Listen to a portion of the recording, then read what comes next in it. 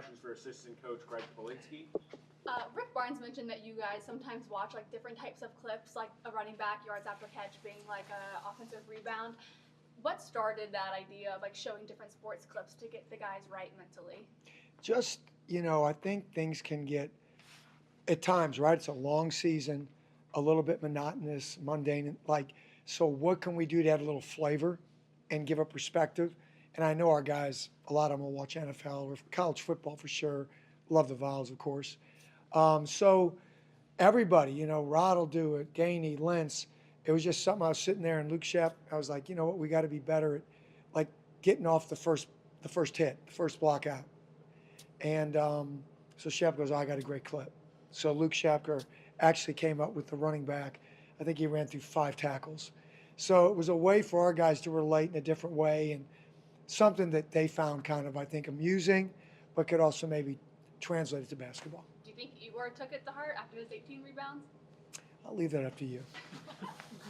Usually when somebody grabs 18 rebounds, it's a center who's 7 foot, whatever. How impressive was Igor's performance? I know he's in the post quite often, but for a smaller guy in that regard. Yeah, I think when you see guys rebound out of their area, meaning starting in one place, running to another place, or being at the rim, the ball bounces 7 feet this way, he runs it down.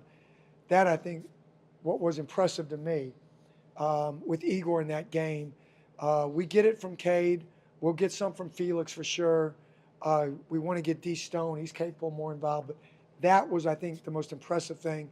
Not just, grabbing balls in his area.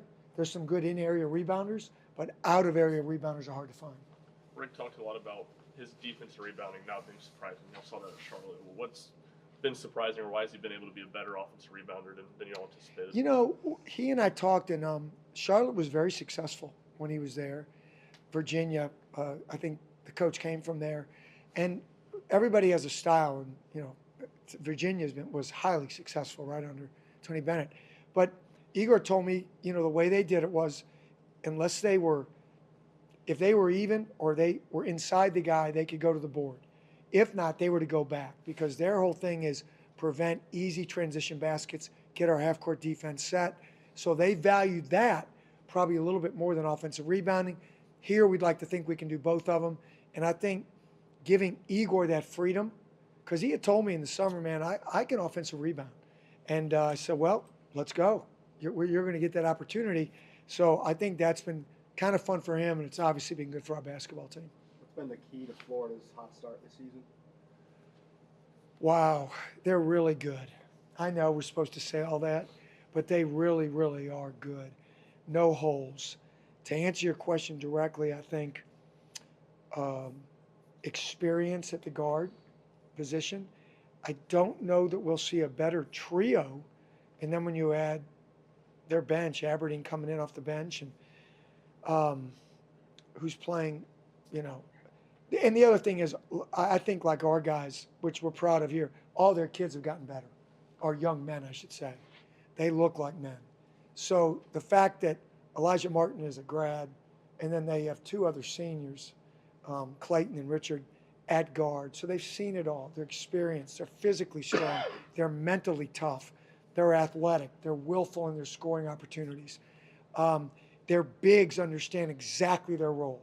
I think so look at it this way. They're 3rd or 4th in the country in offensive rebounding. Rank highly in second chance points.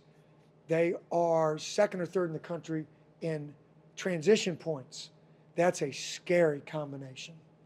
That is why they're so good, right? They do run good half-court stuff, but, man, you put those 2 things together, hard to beat that team.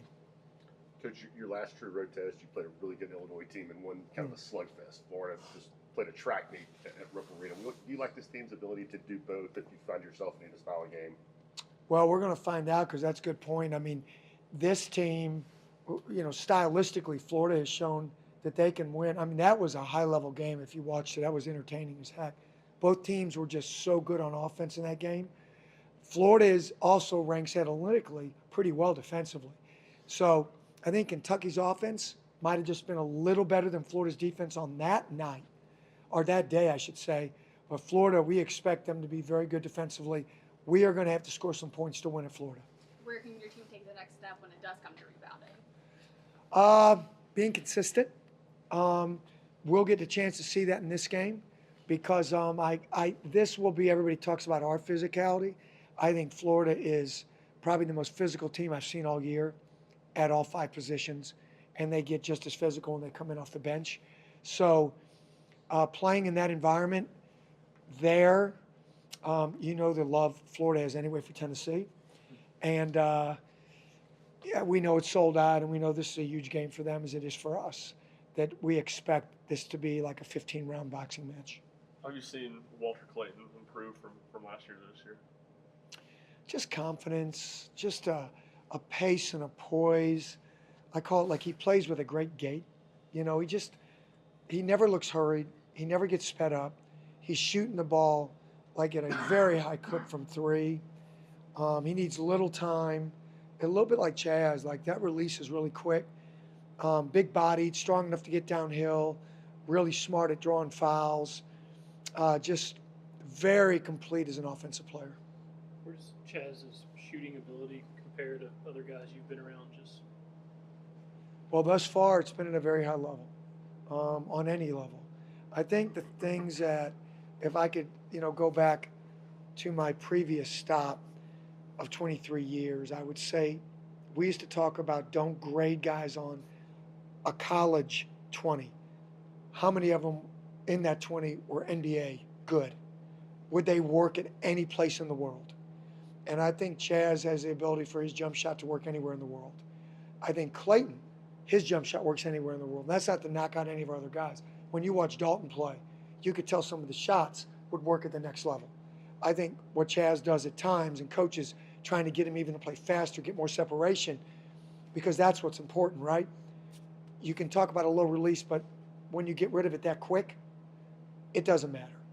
And I think that's what's impressive, his ability to get rid of the ball quickly, with range, and in traffic. Anything else? Go to our guest reporters.